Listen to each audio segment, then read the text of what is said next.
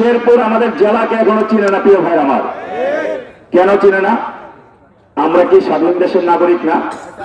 আমরা কি বাংলাদেশের 64 জেলার একটা জেলা না? আমরা চিনে না। আমরা যেটা মনে করি, এই শেরপুর জেলার উল্লেখযোগ্য একটা জেলাকে পরিচিত করানোর মতো যে উল্লেখযোগ্য জিনিস থাকা দরকার, তার একটাও শেরপুর জেলায় নাই প্রিয় ভাই আমার।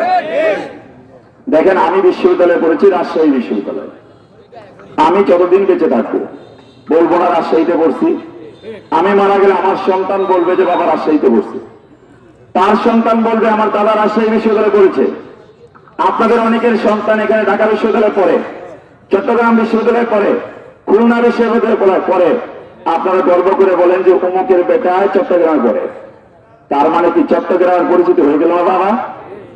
আজকে শেরপুর জেলাকে পরিচিত করানোর মতো এরকম কি বিশ্ববিদ্যালয় শেরপুরে আছে? 54টা বছর পার করেছি আমরা।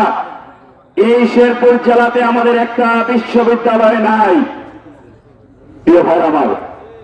2 নম্বর বিষয় হচ্ছে, আমরা যখন অসুস্থ হই আমরা কোথায় যাই? নকলা হাসপাতালে।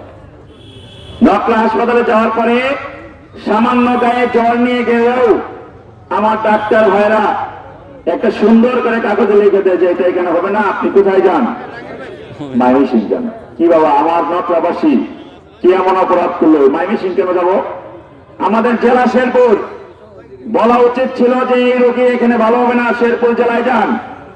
প্রথম কাজ উচিত ছিল তার ভালো চিকিৎসা নকলা উপজেলায় করার, কিন্তু উপজেলা সদরে আমার কোন চিকিৎসা ব্যবস্থা নাই। শেরপুরে আমরা যেতে পারছি না। আমার নকলার নালিতাবাড়ির মানুষ অসুস্থ হওয়ার পরে তাদেরকে পাঠানো হচ্ছে ময়মনসিং। ময়মনসিং বাবারা ব্যাঙের ছাতার মতো প্রাইভেট ক্লিনিক করে উঠছে।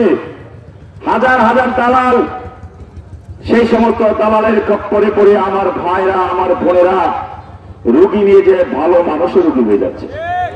বাবা, আমি তো কথা মিথ্যা বললাম? বাস্তবতার আলোকে কথা বললাম। আজকে শেরপুর জেলাতে 54 বছরে আমার একটা মেডিকেল কলেজ নাই, একটা ভালো মানের কোন হাসপাতাল নাই।